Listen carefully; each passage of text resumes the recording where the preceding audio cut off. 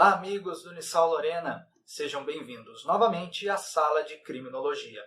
Neste quarto e último vídeo desta edição, iremos abordar o tema vitimologia, controle social e exame criminológico.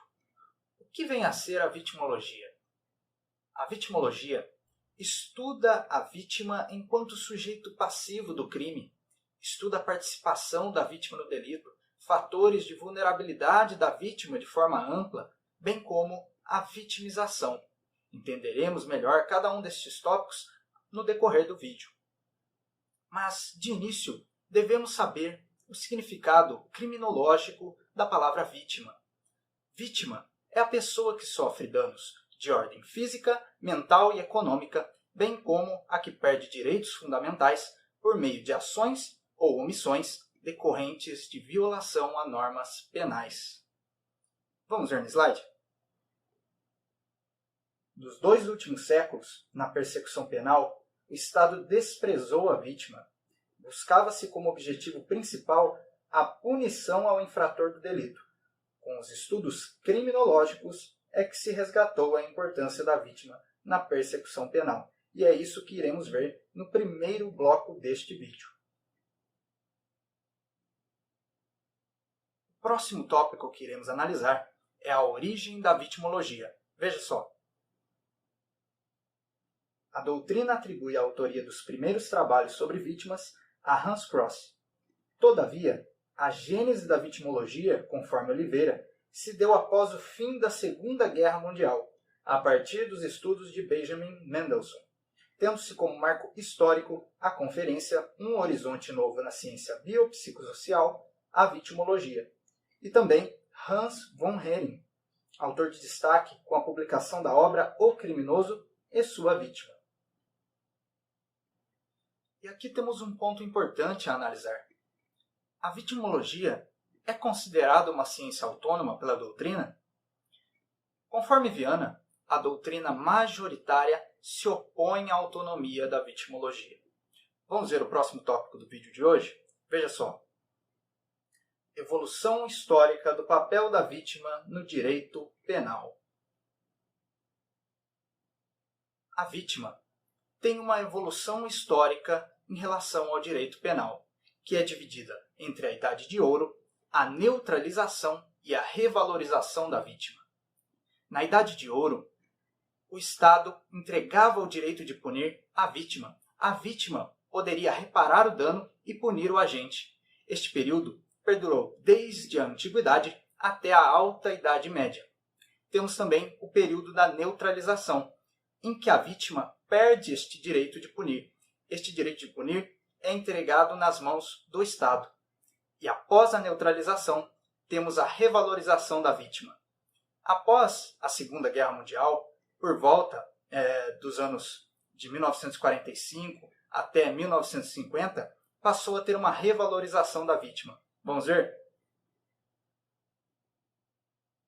Diante do sofrimento imposto aos grupos vulneráveis, judeus, ciganos, homossexuais, etc., pelo movimento nazifascista durante a Segunda Guerra Mundial, verificou-se um redescobrimento do papel da vítima, sendo sua importância retomada com uma visão mais humanitária por parte do Estado, voltada, olhe bem, à tutela de seus direitos e garantias, destacando-se aqui a criação das Nações Unidas e da Declaração Universal dos Direitos do Homem, conforme Oliveira. Cabe aqui falarmos um pouco sobre as classificações das vítimas. A primeira classificação que podemos analisar é a classificação de Mendelssohn. A classificação de Mendelssohn é a seguinte: temos as vítimas ideais, as vítimas menos culpadas que os criminosos, as vítimas tão culpadas quanto os criminosos, as vítimas mais culpadas que os criminosos e as vítimas como únicas culpadas. As vítimas ideais são aquelas vítimas completamente inocentes. Veja só.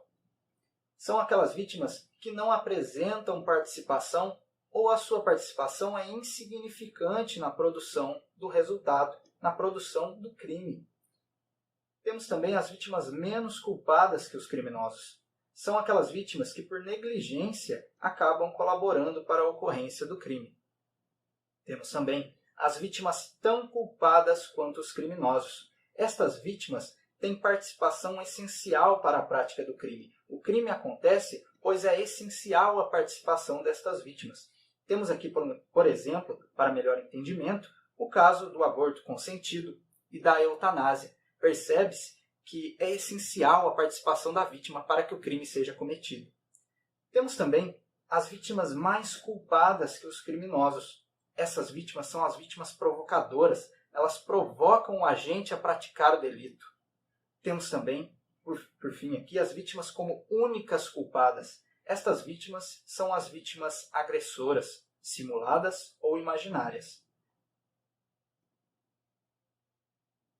Temos então uma síntese da classificação de Mendelssohn conforme Penteado Filho. Vamos ver?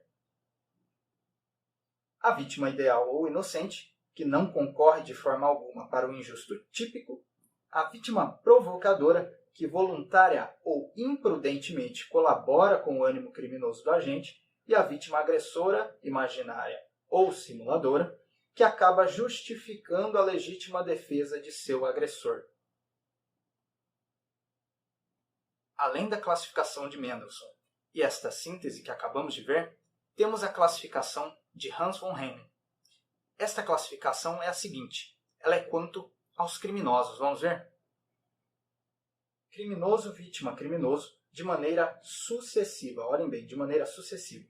O criminoso, diante da hostilização sofrida no sistema penitenciário e da repulsa social que encontra fora do cárcere, torna a delinquir, tornando-se reincidente, conforme Oliveira. Temos também o criminoso, vítima, criminoso, de maneira simultânea. É comum ocorrer, conforme Gonzaga, quando a prática do crime se justifica pela condição de vítima, como nos casos de usuários de drogas. Ele é vítima do traficante, mas também é autor do tráfico para manter o seu próprio vício. Em muitos casos, os usuários de droga vendem drogas para sustentar seu próprio vício. Temos também o criminoso vítima, de maneira imprevisível. São as situações em que há o retalhamento pela prática do crime por parte do criminoso, que de autor passa a vítima. Por exemplo, nos casos de linchamento pela prática de algum crime grave, conforme Gonzaga. Agora que vimos a classificação das vítimas, podemos ver agora um próximo tópico do vídeo de hoje, a vitimização. A vitimização é a condição da vítima diante da infração penal. Temos a vitimização primária, a vitimização secundária e a terciária. A vitimização primária refere-se aos danos materiais, físicos e psicológicos causados diretamente pela prática do delito. Além da vitimização primária, temos a vitimização secundária. Esta consiste no sofrimento adicional causado pela justiça criminal, que com suas mazelas acaba provocando na vítima. Muitas vezes, a vítima pode acabar sendo tratada com descaso pelo Estado, representado por suas autoridades. Temos também a vitimização terciária. A vitimização terciária consiste nas ocasiões em que falta o amparo das autoridades, falta o amparo do Estado. Diferencia-se da vitimização secundária, pois aqui o Estado não ampara a vítima. Não trata-se de uma questão de descaso ou desconfiança, mas sim de falta de amparo. A própria sociedade acaba incentivando a vítima a não denunciar o delito. E isso acaba gerando o que chamamos de cifra negra, que são aquela quantidade de crimes não conhecidos pelas autoridades, não registrados. Vamos ver? A vitimização terciária consiste na situação em que falta o amparo dos órgãos públicos às vítimas. Nesse contexto, a própria sociedade não acolhe a vítima e muitas vezes, como já dissemos anteriormente, a incentiva a não denunciar o delito às autoridades, ocorrendo o que se chama de cifra negra, que são a quantidade de crimes que não chegam ao conhecimento do Estado. Esse aspecto, pessoal, está presente sobretudo em crimes contra a dignidade sexual, em que a discriminação e a vergonha fazem por vezes que a vítima deixe de levar o fato ao conhecimento das autoridades públicas, conforme Oliveira. Vamos ver agora algumas síndromes que as vítimas acabam desenvolvendo. A primeira síndrome que iremos analisar é a Síndrome de Estocolmo, famosa Síndrome de Estocolmo. Esta síndrome consiste na situação em que a vítima passa por um estado psicológico em que ela passa a desenvolver uma afetividade, uma afinidade com o criminoso. Ela passa até mesmo a defender o criminoso. Vamos ver?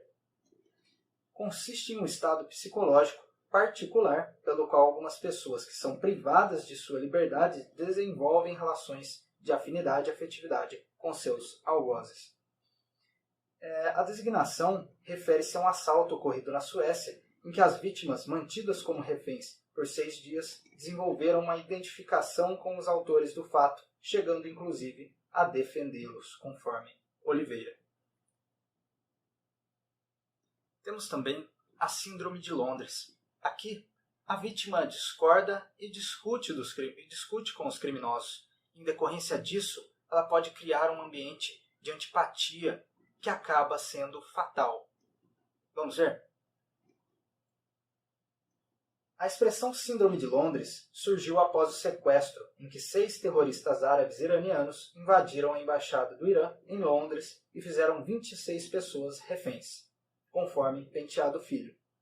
Dentre as vítimas, havia um funcionário que discutia constantemente com os sequestradores. Em um determinado momento, os criminosos decidiram que um dos reféns deveria ser morto para que passassem a acreditar nas ameaças deles, e assim sendo, decidiram executar aquele com quem estavam frequentemente discutindo, segundo Penteado Filho.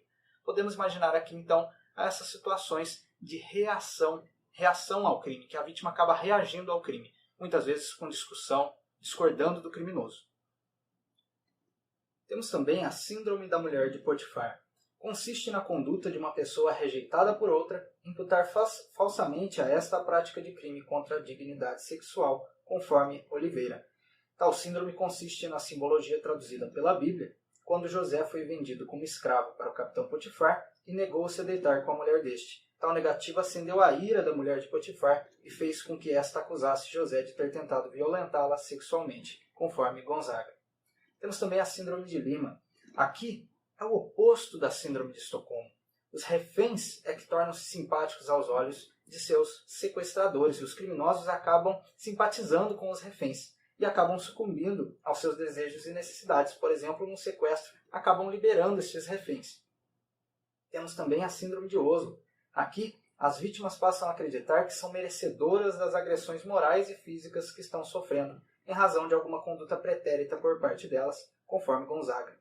Trata-se de um mecanismo de defesa que a vítima utiliza. Ocorre muito em situações de violência doméstica, segundo Gonzaga. Outro ponto muito interessante da vitimologia está relacionado às vítimas latentes ou potenciais. Determinados grupos de indivíduos têm uma tendência, uma potencialidade a serem vítimas de determinados crimes. Podemos imaginar, por exemplo, vigias de bancos, médicos vitimados por denúncias caluniosas, policiais acusados de agressões, outros grupos de vítimas vulneráveis, como por exemplo crianças, idosos, marginalizados, estrangeiros, etc. Sendo assim, olhe bem no slide. Face à constatação desses fatores de vulnerabilidade e da identificação de grupos sociais com maior risco de vitimização, torna-se relevante a instituição de programas de prevenção vitimária, com o escopo de informar e conscientizar estes indivíduos acerca dos riscos assumidos, estimulando a defesa de seus próprios interesses, conforme Oliveira.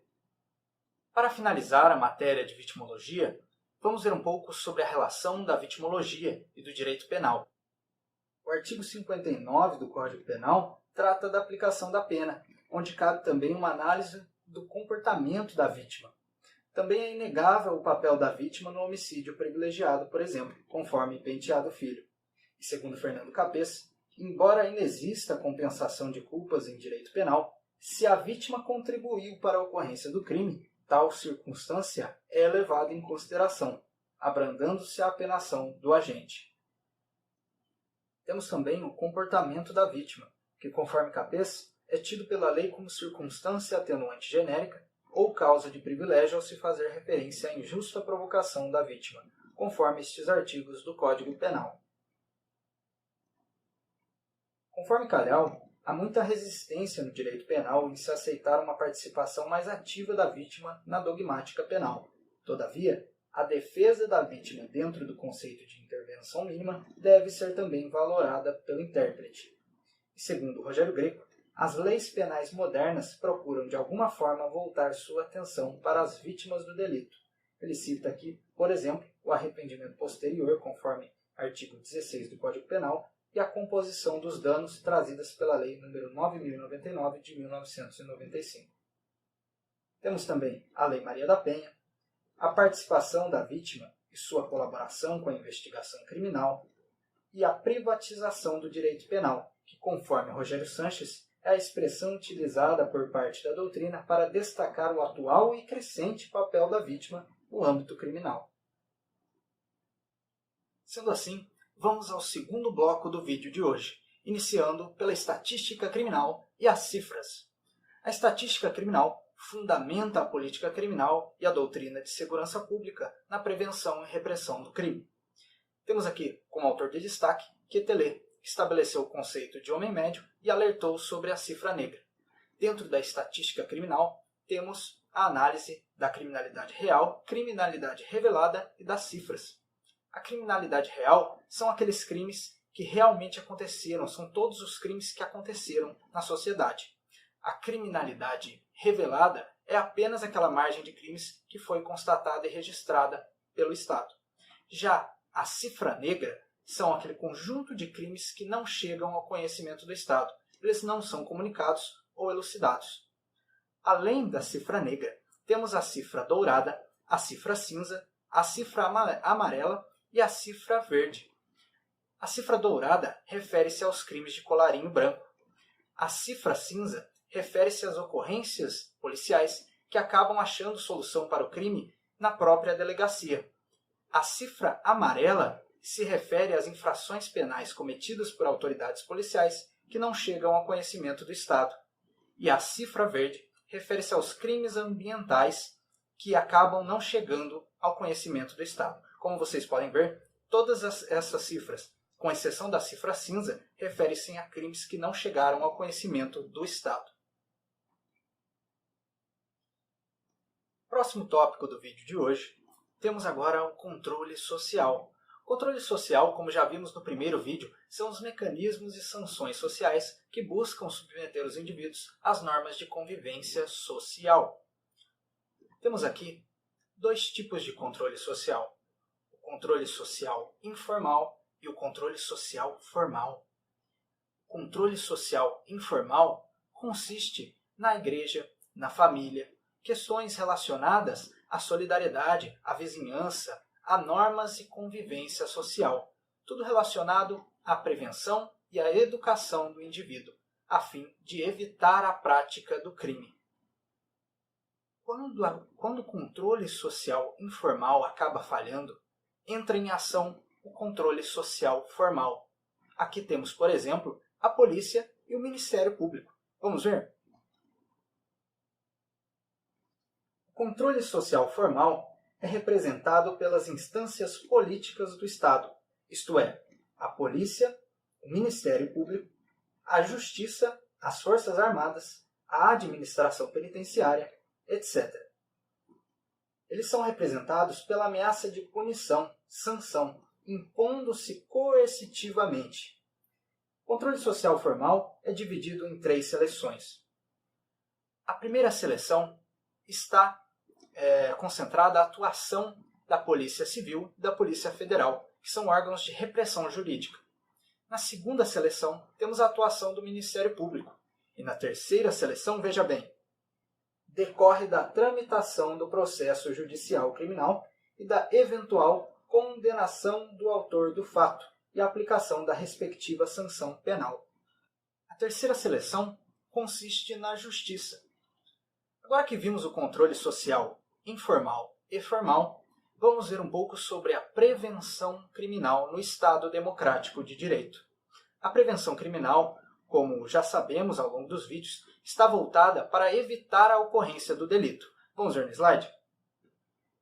No Estado Democrático de Direito em que vivemos, a prevenção criminal é integrante da agenda federativa, passando por todos os setores do poder público, e não apenas pela segurança pública e pelo judiciário, conforme Penteado Filho. Dentro deste contexto de prevenção, temos a prevenção primária, prevenção secundária e a prevenção terciária. A prevenção primária ataca a raiz do conflito, veja só: educação, emprego, moradia, segurança, a garantia dos direitos sociais da população. Já a prevenção secundária está ligada ao combate ao crime onde ele surgiu. O crime já aconteceu, e aí passa-se a tentar prevenir no local onde o crime aconteceu, para que não ocorram mais delitos. Por isso está ligada, por exemplo, à ação policial. Por último, temos a prevenção terciária. Quando a prevenção primária e a prevenção secundária acabam falhando, entra em ação a prevenção terciária. Aqui, busca-se fazer com que o delinquente não cometa novamente o delito, seja por meio de sua neutralização na penitenciária, conforme Gonzaga, seja por meio de sua ressocialização. Veja só, tal como a prevenção secundária, esta prevenção é operacionalizada pela política criminal e pelo direito penal. Temos ainda, em relação à pena, os modelos de reação ao crime. O primeiro é o modelo retributivo. Busca-se aqui a repressão por meio da punição ao agente criminoso, mostrando a todos que o crime não compensa e gera castigo. Temos o modelo ressocializador, que se busca a reinserção social do condenado, e como exemplo cabal da adoção desse tipo de modelo no Brasil, conforme Gonzaga, temos o artigo 126 da Lei de Execução Penal, relacionado à remissão pelo estudo como forma de ressocializar o agente. Temos também o modelo restaurador ou justiça restaurativa, que, conforme Oliveira, busca o restabelecimento do status quo ante dos protagonistas do conflito criminal. Próximo tópico: investigação criminal e criminologia. A criminologia e a investigação criminal têm uma relação de reciprocidade e complementaridade. A criminologia também contribui com a investigação criminal, e isso está relacionado também à criminalística. Para isso, vamos diferenciar a criminalística da criminologia. A criminalística, conforme Viana, é uma técnica científica utilizada para o esclarecimento do delito e para a investigação sobre o seu autor. Temos aqui, por exemplo, a tática criminal e a colheita de impressões digitais, dentre outros assuntos da criminalística. Já a criminologia se ocupa sobretudo com a identificação das causas ou a explicação do comportamento desviante, conforme Viana. Então, diferentemente da criminologia que temos estudado até então, a criminalística está relacionada, por exemplo, com o trabalho dos peritos. No entanto, existe uma relação entre a criminologia e a criminalística. Vamos ver agora algumas técnicas de investigação criminal nas quais a criminologia dá a sua contribuição. Podemos citar aqui a recognição visuográfica do local do crime, de Marco Antônio Desgualdo, e também o perfilamento criminal. Vamos ver? A recognição visuográfica do local do crime é uma técnica criminal, de investigação criminal, que proporciona a reconstrução da cena do crime por meio da reconstituição de seus fragmentos e vestígios, levando o pesquisador criminal experiente, delegado de polícia, a coletar elementos que possam construir um perfil criminológico do autor de um delito.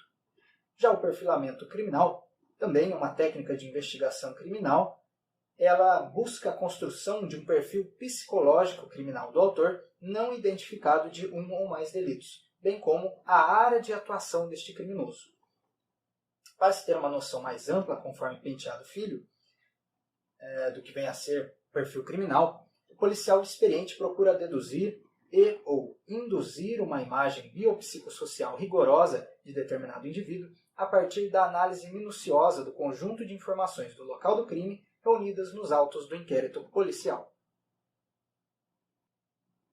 Nesta técnica de perfilamento criminal, em que a criminologia contribui, busca-se responder 3 questões principais: o que aconteceu no local do crime, por que o crime aconteceu e quem é o criminoso, para assim ter-se um filtro e limitar a relação de suspeitos, por exemplo, para que assim possa ser capturado o delinquente por meio da identificação do autor.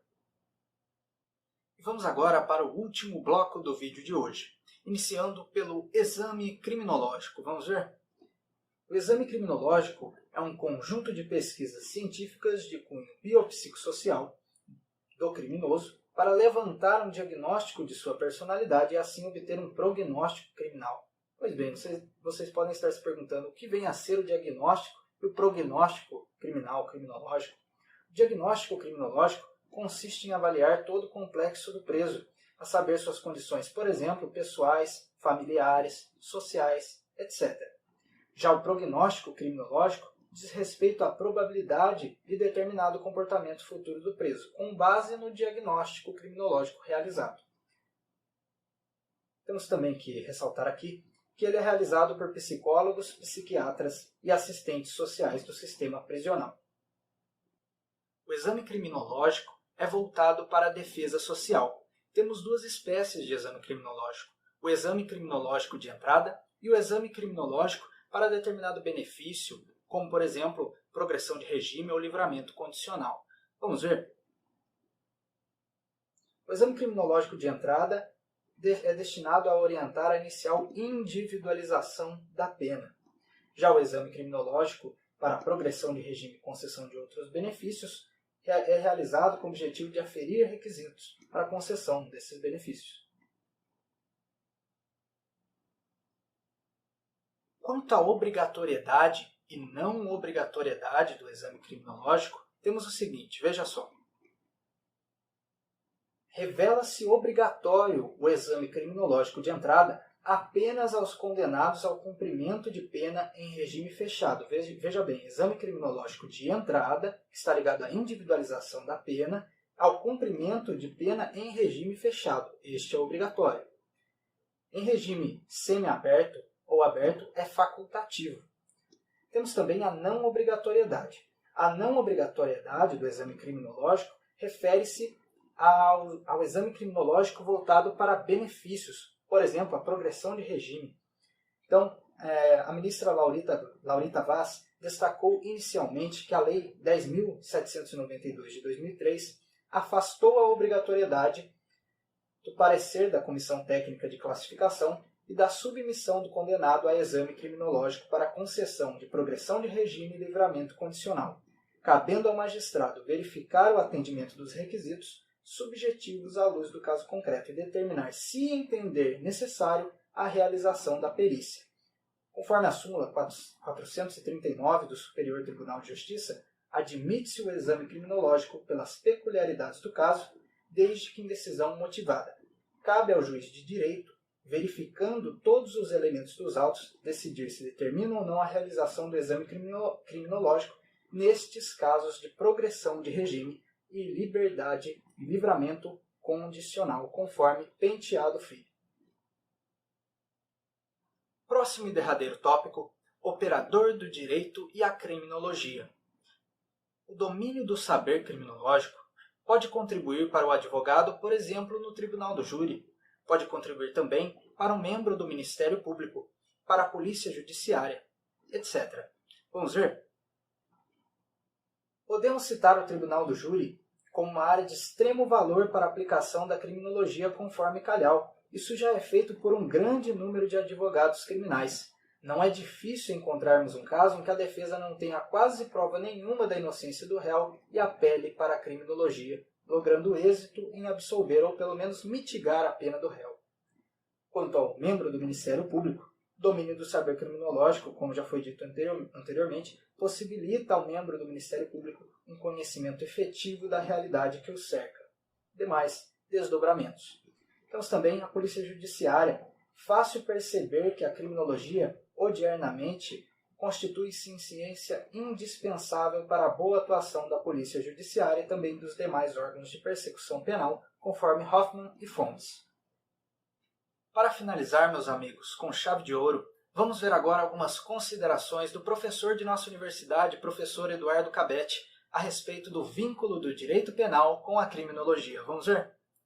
Segundo Eduardo Cabete, é preciso ter em mente que o direito penal, embora possa ser concebido como um ramo científico autônomo de caráter normativo, é altamente influenciado em sua conformação pelas concepções formuladas pela ciência criminológica. Pode-se afirmar que a ciência penal em data de hoje é totalmente permeável às propostas da criminologia. Com isso, meus amigos, chegamos ao final de mais um vídeo, concluindo assim esta primeira edição da Sala de Criminologia. Agradeço aqui mais uma vez ao coordenador do curso de Direito do Unisal Lorena, professor Bruno Caiado, pela confiança e apoio, bem como aos amigos da coordenação Jonatas Vital e Egídio Martiniano. E agradeço também a vocês que acompanharam e participaram da Sala de Criminologia. Muito obrigado, tchau, tchau.